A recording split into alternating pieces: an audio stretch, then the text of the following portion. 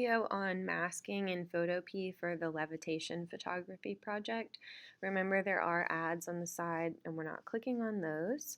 So you're going to do File, Open, and open up your first picture. You can choose the background, that's what I would go with. And so I just open this up and then File, Open in Place. Mine's really creative, so I think you're gonna be very inspired.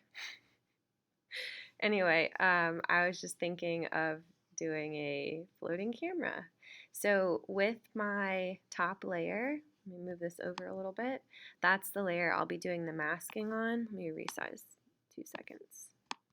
Okay, so on the top layer, at the bottom of my layers panel, you've got the buttons here. So I'm clicking on the mask button. So if you hover, you can see it says add raster mask. Once I click on that, I have the mask here. If I click on the picture, I'm going to be painting on the picture, which is not what I want.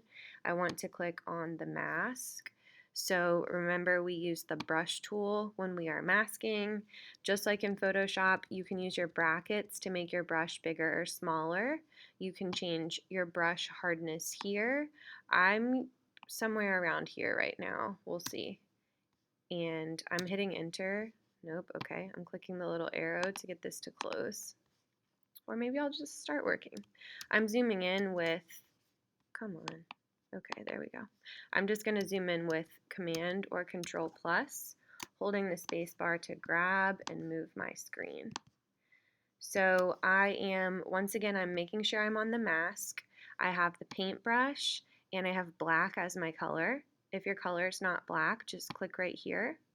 And I just clicked on the black here to make it easy. I will press OK. Before I move on, I'm going to click my secondary color and make that white, and I'll show you why in a second. So with my active color being black, when I paint here, I'm masking out that top layer, so just the background is present.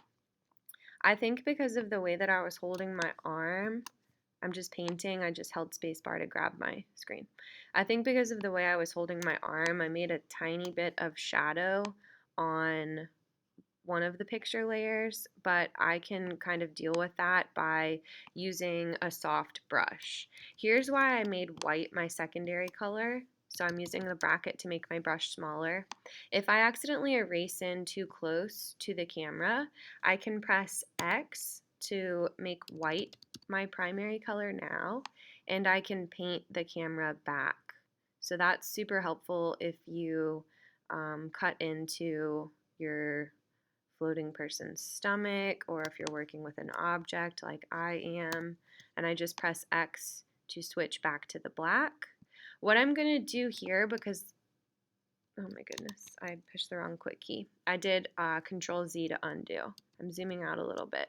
What I'm going to do right here, because like I said, I kind of created a shadow of the two pictures, there's just a slight difference in value. I'm going to lower my brush hardness even more, and I'm going to lower the opacity of the brush. So basically I'm going to do a blend between these two image layers. I'm going to brush it a little bit and then I'll show you what's happening. If I turn off the eyeball on my background layer, do you see how I kind of blended the two pictures together even more? There's varying levels of opacity here by using the opacity adjustment on my brush up top. So I can kind of fix that mistake by, well, it's just what happened with the lighting, honestly.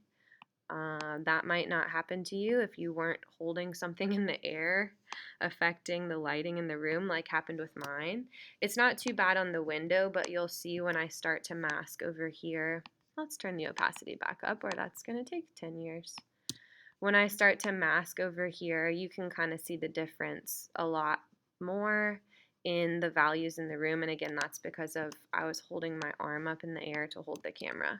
But you can see how this is working. Look, how this side, floating camera.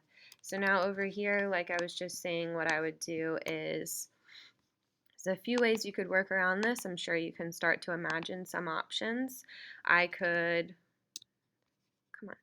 I could blend this out a little bit, just going all the way to the wall, you know, so kind of fading it gradually. And I would fix this part of the camera strap as well. But this was just a basic tutorial to show you how the masking works. And when I'm done here, when this looks totally good, remember I would flatten my layers. So layer, you can merge layers or you can flatten image. And that's assuming that I'm totally done with the masking. And now you can do whatever types of edits you want to do. Maybe, like I said, you're going for like a spooky look and you want to do some darker levels or whatever you're doing. You could, come on, image adjustments. What else could you do? Hue and saturation. You could do color balance. You could use a photo filter. Maybe you want your photo to have like an orange cast. You can play with the strength of that. You could change whatever color cast you feel like. So that's something fun that you can play with. So this is a time to be creative with your edits as well. And when I'm totally happy with whatever I'm doing to the picture, I'm just going to do File, Export as, JPEG, and I will put it up on my Weebly in my gallery. Please make sure it's a gallery. There's a few people that still had single images at the last critique. Other than that, the end. Have a great day.